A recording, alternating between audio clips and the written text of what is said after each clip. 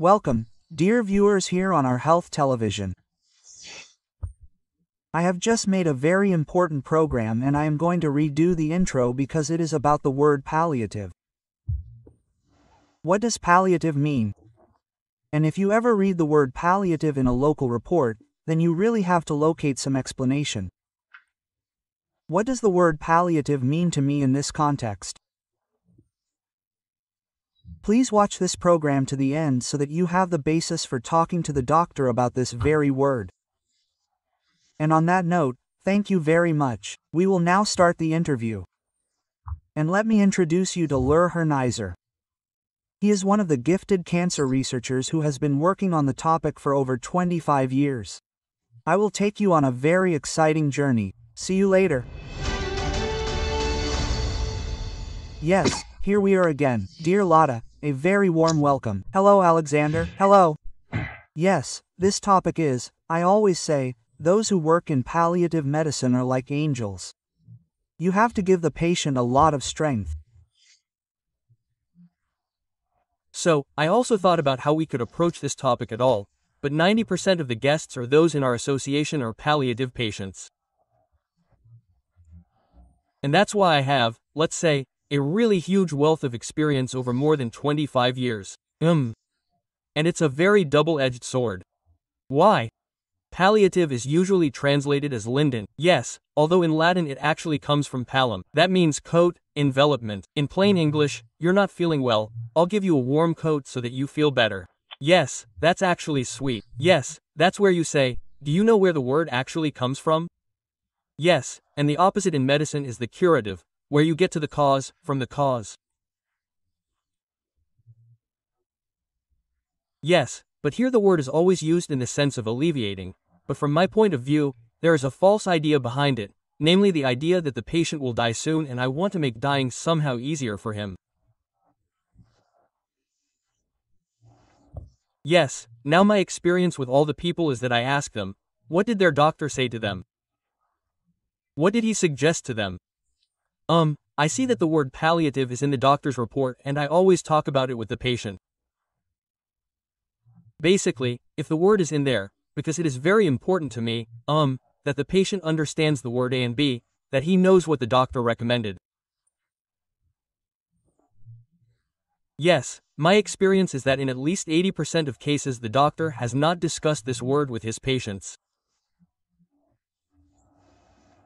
Why? These conversations are unpleasant. That's not the case. I mean, I also like to talk to patients about other things than palliative therapy. Yes, I can understand to some extent that doctors find these conversations unpleasant. And what I've been experiencing all the time, especially in recent years with the so-called modern antibody therapy, is that the doctor writes palliative therapy in the medical report, but then tells the patient, we have something else. Maybe we'll try this therapy or something like that. Yeah, but now I don't know why the doctor did it.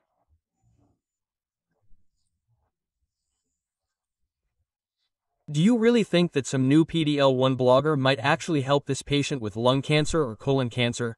Or did you want to avoid the conversation and simply offer him something or simply make a lot of money from it?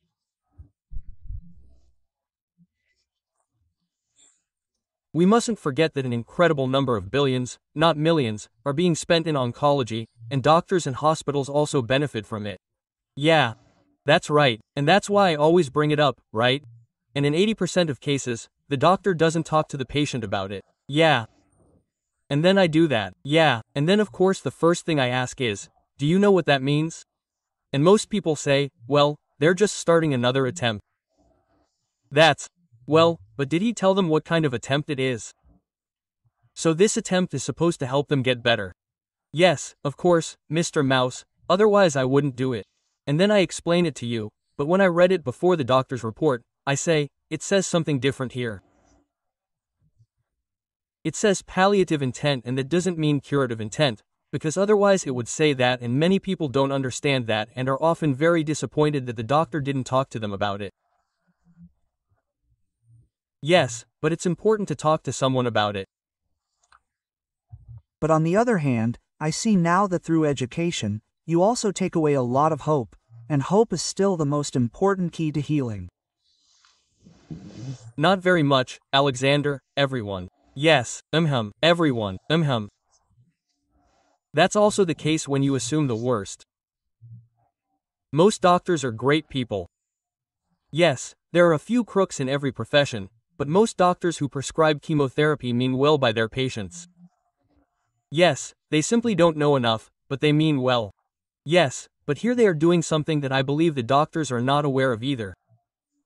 And that in turn also explains why they don't talk to their patients about it, because, let's say, for example, you have pancreatic head carcinoma. And I say to you, okay, fine, we do Volfirinox, which is a scheme where you mix platinum with 5U and maybe some kind of antibody, and I say to you, well, the chance that you will still be alive in a year if you do that is about 5%.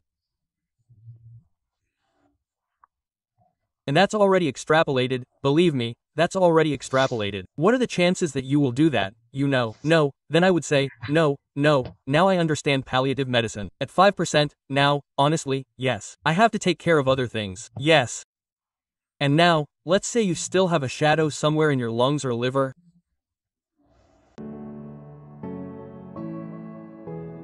Only at Wikisana do you have the unique opportunity to get in touch directly with our experts. Get answers to your specific questions from the experts of your choice today. Yes, even a shadow is enough. A biopsy of the liver doesn't have to be done. Yes, then it says in there that it has metastasized. M1 or M23 or whatever. Then it says how many metastases you have. And that's in there, and then the doctor writes in there, okay, palliative care, but he still prescribes chemotherapy. But do you know what he doesn't tell you? He won't say, Alexander, I'll give you this, but you will 100% die, because he knows full well that you won't do it. Being completely honest is not honest. No, it is not. I would have to have the free choice between two facts. Yes. And the statistics show a success rate of almost 0 in this situation. And he doesn't really tell me. Yes, so my existing health is actually being further compromised and I certainly won't get any healthier. Let me give you an example of what happens psychologically.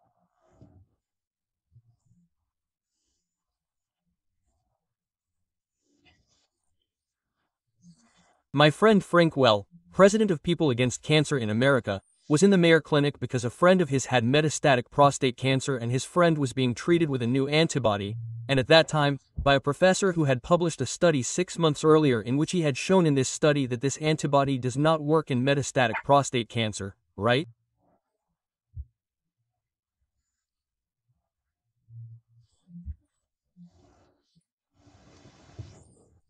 Then of course my friend Frank was there, and the doctor came into the room. When he was there, and then he confronted the doctor and said to him, tell me, you're giving my friend this therapy, but your professor so-and-so, who was responsible for this study. You yourself wrote that it doesn't help. Then he first asked him, are you a doctor? He said, no, I'm not a doctor. Why are you reading such strange studies? He said, no, it's your study. It's not strange, it's your study. Yes, but explain it to me. And then he said to him, yes, you know, I'm giving this to your friend, because if I didn't give him this, we don't have anything else, right? And if I didn't give him this therapy, then he would be in the hands of quacks. Quacks is what it's called in English. Yes. Or sass, he then called him in English. Yes, so then he falls. For esoteric weirdos, quacks, who knows what, and then Ms. said to him, who is the quack in this room? Who is it? You are doing a therapy where you yourself wrote in a study that it doesn't help.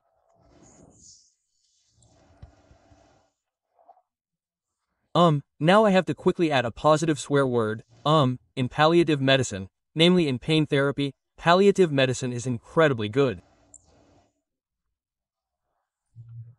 There have been, and are incredible advances in recent years. I don't always agree with pain therapy because unfortunately there is a WHO pain scheme and it says you always have to use a mirror. Yes, but that has the disadvantage that the patient never knows when he is in pain and when not.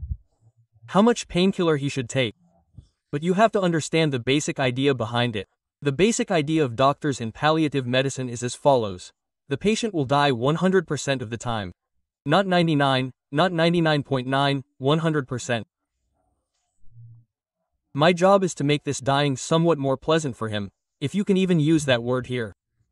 Yes. And from that point of view, I can of course understand that you set this mirror in the sense that she shouldn't feel any pain at all. But I think differently. I think there is always a way back to healing, even in a late stage. Why do I think that? Because I have had the great fortune to have met incredibly seriously ill people who had metastasized, who did things outside of conventional medicine and got well again. They made it. You have seen the miracles. Done it. Yes, I have seen the miracles, as they call them, yes. Or the spontaneous remissions, as they call them. By the way, that word is a double lie. Listen, because nothing happens spontaneously. People have done an incredible amount to get well, yes, and secondly, it is not a remission, but a cure. A remission is a temporary standstill. Yes, but here it is a cure. Yes, so that's why, how can you include two lies in one word? That's already great. But back to palliative medicine. Well, I have to say this point is fantastic and there's no doubt that it's great to work with these people.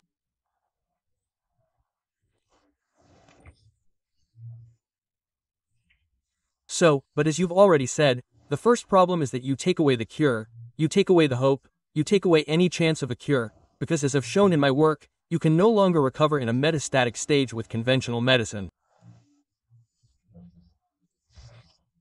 Why? Because conventional medicine is fixated on working with zoostatics. It's called cell destruction. Yes, I want to kill cells.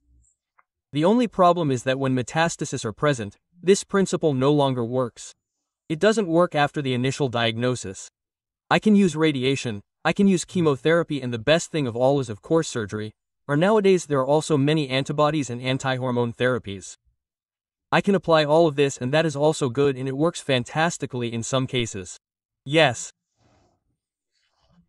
But if there are metastases or recurrences, i.e. if the tumor comes back after whatever months or years, this zoostatic approach hardly works anymore. Why? Many mistakes are made here. The first mistake is that people usually use the same protocol that worked last time. For example, if you have lung cancer, you are given cisplatin, carboplatin, oxaliplatin, some other platinum substance with some other mixture. The tumor went away and 2 years later you have a fast-growing recurrence. So the doctor thinks, well, it worked great last time, let's do it again. Yes, the tumor will definitely respond again, it just doesn't forget how intelligent our body is. If you inject a poison into the body once, the body starts to develop antibodies against this poison. And if you inject the same poison the next time, the antibodies will destroy some of the poison. Which is why the same chemotherapy works. Now you could say, okay, we'll do a different one, but most people don't do that. They do the same thing, but now they do something different. It usually doesn't work either, because these antibodies are much better at dealing with toxins. That's why a second chemotherapy, even after a year or more, is almost never successful. Yes. And then the second focus is simply on destroying tumors. For example, radiation is often used in palliative care. Yes, if I irradiate there, an incredible number of toxins are created, an incredible number of new cancer cells, and I destroy one tumor and the next ones come. Yes, that's the big problem. At one point, I'm even in favor of radiation as a pain therapy. If I have bone metastasis and need morphine, it's better to irradiate it 2x 4x with a higher dose, destroy the tumor there, accept the side effects of this radiation, and try to counteract it somehow with medication. But it's still better than having to take high doses of morphine or something. Yes, even I'm in favor of radiation. But radiation in the sense of destroying the stuff there definitely doesn't work if you have a metastasis in the lungs, or something else. That absolutely doesn't work. Yes. Well, today, let's say in the last 10 years, almost every cancer patient has started to receive antibodies for various reasons. The bottom line is, we have to try, I mean pharmaceutical companies, right? And doctors, because, well, antibodies are a good idea in theory. They focus on the tumor, not the whole body, in terms of side effects. The problem that oncology has at the moment is that trying is better than studying. That's what we are at the moment. Yes, we now have over 200 approved antibodies in Europe. At the moment, almost 100, but they just don't work that well yet. Yes, and that's why they're being tested and thought about now. That's the first reason, and the second is that we don't need to get involved, because real money is being made. Real money is being made with chemo. Do you know that there have been no new chemotherapies for over 20 years? Yes, there simply aren't any new ones. Yes, the entire focus is on antibodies. The stuff can be produced for a few cents, yes, and sold for 100,000. Yes, the expensive ones now cost 300,000 and up. Crazy, 300,000, not 30,000 or 3,000, 300,000 per patient. Yes, if you take cardiotherapy, you're now at 360,000 to 380,000 francs per infusion. By the way, it's a single infusion. Yes, but also for melanoma, for example, the standard therapy is now at 200,000 euros. Yes. And even for breast cancer and colon cancer and so on. We're almost always talking about six figures, and then there are studies that show that in palliative medicine, up to 72% of the costs are spent in the last 3 months of life.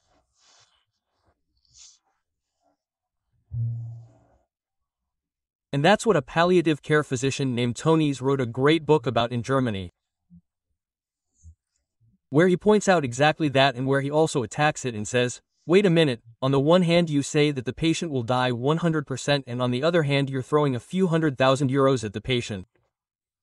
Yes, somehow it's perverse or somehow, the hope is not there, the justified hope, the confidence. Well, these measures are really all about money. At least that's what it seems like, right? Yes. Yes, that's what I'm talking about, but there are also doctors in palliative medicine who attack this in the same way I do. And then there's something else. Chemotherapy is still the most commonly used treatment. Yes, so.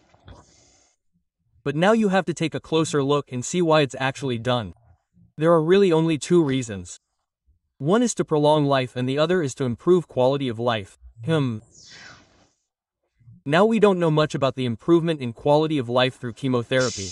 Yes, not so much. I understand the idea behind it. The idea is that if the tumor continues to grow, it will cause even more problems. So we give chemotherapy in the hope that the tumor will perhaps become a little smaller and cause fewer problems.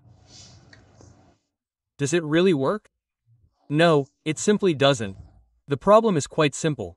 Most tumors, including recurrences and metastasis, simply do not respond particularly well to chemotherapy. There are always cases. I even see this with lung cancer and I have seen it with pancreatic cancer. But one thing has to be said, it is the absolute exception, not the rule. But this exception is always being talked about and taught to patients. There is one case, but the fact that it is 1 in 1,000 or 10,000 is something that patients are completely forgotten to tell them. Yes. And that is why I can honestly advise every patient. Why, if the word palliative appears in your doctor's letter, why undergo chemotherapy? And then, the second argument, which is of course understandable, is life extension. Yes, but now in 2022 a so-called meta-study was published, in which many studies from the last few years were compiled. And then they calculated, how long did people live? And then they created a subgroup with lung cancer. Yes, because lung cancer, let's say 90% of people die relatively quickly. Yes, like that. And then they looked at lung cancer with and without chemotherapy. And then they saw that people who received chemotherapy lived 3 months shorter on average. 3 months shorter, and if you only live for a year anyway, 3 months is quite a lot. Yes. So, this argument that you now live much longer with chemotherapy. Well, that was dismantled at the latest in this study, and then there's also a very, very good study from England. Now you haven't even mentioned the quality of life, right? That's still crucial whether I live for 3 months or not. It's not just that, when you have chemotherapy, you still have to stay in the hospital, you don't do that at home. That means you have to go to the hospital in one of the most dangerous places in the world. Yes, I could do 3 shows with you about what sometimes happens in hospitals, things that no one would believe. Let me just say, a member of our association, Krebs21, had the wrong lung removed at the Castle Clinic. The tumor was removed on the right and the healthy lung on the left was removed. Every doctor in the world, would say that this can't happen, and yet it happened. Yes, that's why you're absolutely right, the quality of life goes down and you have a shorter life. Yes, and also those who always say, you know what, chemotherapy definitely helps somehow and you just have to put up with it in the last few months. There's a study from England, 30-day mortality, this study is called, and it only examined a group with chemotherapy and a group without chemotherapy. And who died within 30 days? And now Rinner comes along, only 100% of people who received chemotherapy within those 30 days died. No one has died in 30 days who has not received chemotherapy. And that is something that I have been attacked for several times. Yes, in the sense that, because I always say, well, but poisons can kill and this study, thank God, was done by a major university. Yes. So that they can't just say that these are some weirdos who did it. Yes, it clearly shows that people can also start chemotherapy. By the way, there is a topic that says, wow, we did everything and despite the very best measures, the patient died. Quote, exactly, that's exactly how it is, and unfortunately, this study has also shown how dangerous it is. Yes, and that's what I'm saying today. If the word palliative is in there, then you have to talk to your doctor about it. And you know, people are also getting fed up with the internet, search engines, artificial intelligence, and these days, everyone gets, let's say, chemotherapy mixed with antibodies. Radiation and surgery are less common because, as a rule, metastasis cannot be operated on. In very few cases, I would say, unless you have 5 small metastases in the lab or something or a large one in the lung, then you can still have another operation, but that is more the exception than the rule. So, if palliative treatment is to be given, then of course I first look at what kind of pain I have, what kind of pain therapy I should use, and here I do not recommend using the WHO scheme, but rather saying, okay, fine, I will do pain therapy, but as much as necessary and not as much as possible. Yes, as much as necessary. Yes, okay. And the next point is of course, I have to look at which of the 5 major therapies in conventional medicine I can do. So surgery, radiation, chemo, antibodies and anti-hormone therapy. And then I have to look at that. Anti-hormone therapy is actually almost only used for prostate, a little bit for melanoma, and possibly for pustular cancer. It doesn't matter for other types of cancer. Surgery is usually not possible. Radiation is also very rare. That leaves only chemotherapy and radiation. Chemotherapy and antibodies. Yes, immunotherapies. And I can't avoid it and I do it all the time, because every day there are new MAPs. MAPS stands for monoclonal antibodies, so the names always have an MAB at the end. Yes, whatever they're called. Yes, like that. And these MAPs really come onto the market every month. And I have no choice but to look at the approval studies as always. But I promise you one thing, they're pretty modest. Well, the approvals are already modest and my experience when patients take them is even more modest. Yes. And they also sometimes have extremely severe side effects. They often have fewer side effects than chemotherapies, but I have also seen with some antibodies that people have really severe side effects with the first dose, to the point where they almost died. Yes, so you have to think very, very carefully about what you are doing.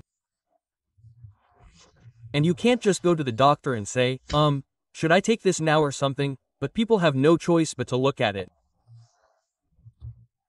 I looked at this study, I did it with PDL1, it is one of the most popular and best-known preparations in Switzerland, Germany, Austria, I looked at every page of the 160 pages. You know, I sometimes wonder why all these drugs get approval. It says, instead of 37%, 42%, instead of 31%, 36%. These are not, these are not numbers. In that group, 80% survived, and believe me, forget it completely. It's not all that good, yes, but these are just a few things back and forth, and then some of the patients had considerably more side effects, and you have to think very carefully about it, but the most important thing is what you mentioned at the very beginning, the thing about hope. If I go down this path, I will 100% die. It's no longer a question of whether, but only when. And I have no problem if someone says, "Idiot, I want to do this or that." Yes, I have people in our center who take antibodies time and again. Yes, or we do that too. We have an online program where we talk to people online, and there it happens again and again that people take antibodies, and I say, okay, fine, if you tolerate them well, and the study has shown in lung cancer or colon cancer that something called PD-L1 has definitely helped some people, then let's try it.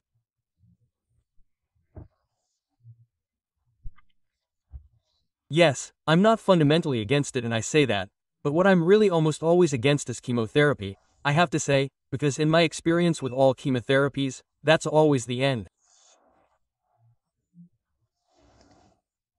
You can't just do chemotherapy in a metastatic stage and hope that it will be fine. I don't know anyone, I've spoken to I don't know how many thousands of people. None of them have had chemotherapy where they also had metastasis and got better. 100% of them have died. That's why I honestly reject it completely now. And I also reject radiation as a zoostatic, except in cases of bone metastasis and severe pain. In that case, I'm also in favor of using radiation on those. Yes, and I am in favor of surgery, but as I said, unfortunately that is very rare. Yes, And consider this. The doctor is honest with you and says that you will definitely die, then he does it.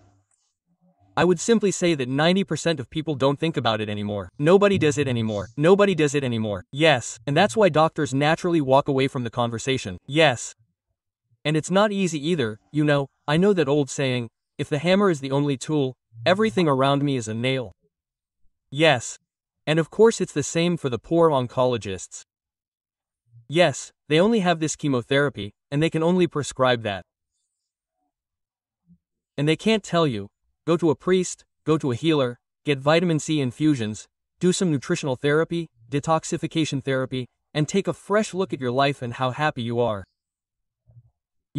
If they say that, if you say that as a senior physician, your career in the hospital is over. Sure, that's not possible. That's not possible, right? Bam, that was quite a load, all done in 28 minutes. Yes.